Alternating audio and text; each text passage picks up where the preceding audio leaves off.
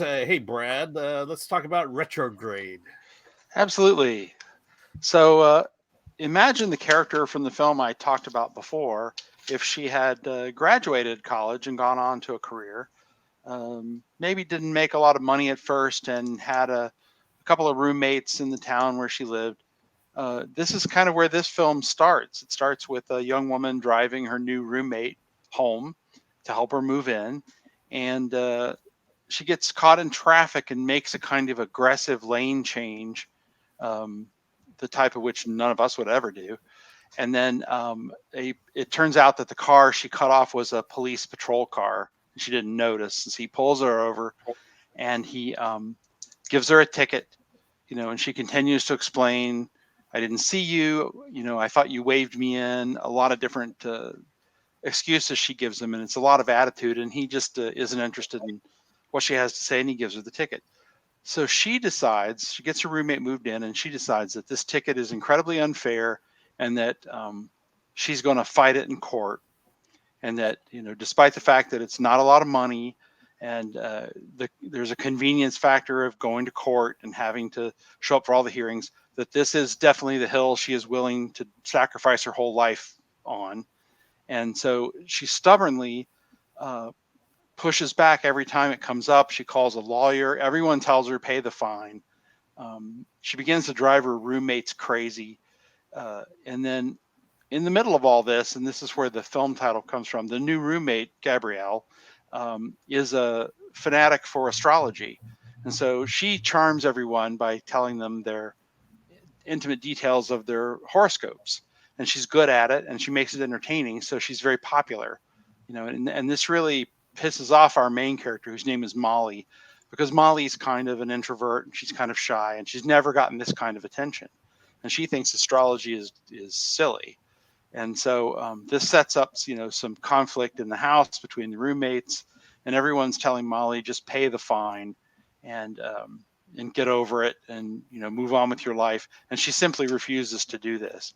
So things really start to go off the rails for her when she starts lying to her boss about, having to go to more court hearings. And so then the question becomes, will she in fact win this court case, or will she or Gabrielle learn to read the room and pick their battles?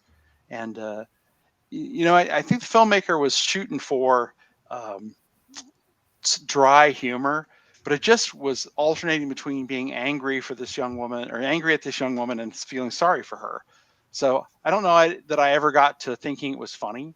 I never made it there, but I did feel emotions for the film, for the characters, because I was just basically annoyed by them, and where their insistence that this particular thing that they believe or that they're going to push is absolutely the truth, can't be argued with or denied. And so that's where I left it. You'll have to watch Retrograde for yourself to see how it comes out for all of them. But that was that's my second film I saw there. So was the annoying aspect, was that intentional, or was that just kind of a product of the performance?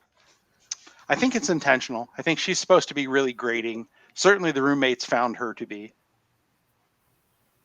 And her boss and her coworkers. And okay, and so that, I mean, I'm, there's we talked about Curb Your Enthusiasm, but there's this, is the movie about this unlikable person, so to speak, and just kind of the trouble she gets into? Is that what I'm getting in terms of the plot? Yes. Yeah. Okay. and there's and Curb Your Enthusiasm is a great parallel to make. It's very cringy. You can't look away at the train wreck. What's she going to do next? How badly is she going to mess this up? When any one of us would, after the first 3 or 4 rounds of this sort of inconvenience, we would have just paid the ticket and gone on with our lives, learned a lesson. That's my sort of favorite type of humor, actually, the cringe humor. I don't know why. A lot of people are like, I can't handle it. Like, it makes me so uncomfortable. But like from the original The Office, the UK The Office, I just love seeing other people go through awkwardness. I have no idea. You need to watch this film, then you will love it. Well, I mean, I think that's a lot about storytelling, is this, you engage with the movie because it evokes an emotion. and definitely cringe is a viable emotion to tap into and to create that engagement. And I think the key is and I think you questioned it in your reviews, is that line is like, there's this line you walk and that you walk up to, and if you cross over it, you then lose the audience. And I feel like maybe that's kind of where you were at when you watch the film.